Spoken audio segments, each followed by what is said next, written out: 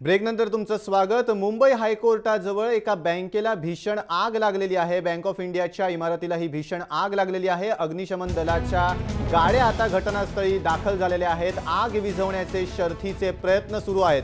मोठी बातमी येते मुंबईवरनं। मुंबई हायकोर्टाजवळ असलेल्या एका बँकेला भीषण आग लागलेली आहे। आपण दृश्य बघू शकतोय। बँक ऑफ इंडियाची ही दृश्य आहेत। बँक ऑफ इंडियाच्या इमारतीला ही भीषण आग लागलेली आहे। अग्निशमन दलाच्या गाड्या घटनास्थळी दाखल झालेल्या आहेत। आग विझवण्याचे शर्थीचे प्रयत्न सुरू आहेत। मुंबईतली दृश्य पाहतोय। आगीचे लोळ आपण पाहू शकतोय दृश्यांमध्ये। मुंबई हायकोर्टाजवळची ही दृश्य आहेत। मुंबई हायकोर्टाजवळ एक बँक ऑफ इंडियाची शाखा आहे आणि या इमारतीला भीषण आग लागलेली आहे। अग्निशमन दल आता घटनास्थळी दाखल झालेला आहे आणि आग विझवण्याचे शर्थीचे प्रयत्न सुरू आहेत। राजेश शिंदे आपले प्रतिनिधी आहेत। राजेश, कुठलं नेमकं कारण काय हे आग लागण्याचं आणि आत्ताची तिकडची परिस्थिती ते आहे? अग्निशमन दल देखील घटनास्थळी दाखल झाल्याची माहिती मिळते।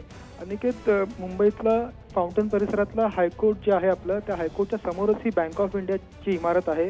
या बँक ऑफ इंडियाच्या इमारतीच्या टॉप फ्लोअरला ही आग लागलेली आहे। आगीचं कारण जरी अद्याप समजू शकलं नसलं तरी अग्निशमन दलाच्या 4 गाड्या ज्या आहेत त्या आग विझवायचा शर्थीने प्रयत्न सुरू आहेत। अद्याप तरी कुठली सुदैवाने जीवितहानीची पण बातमी समोर नाहीये।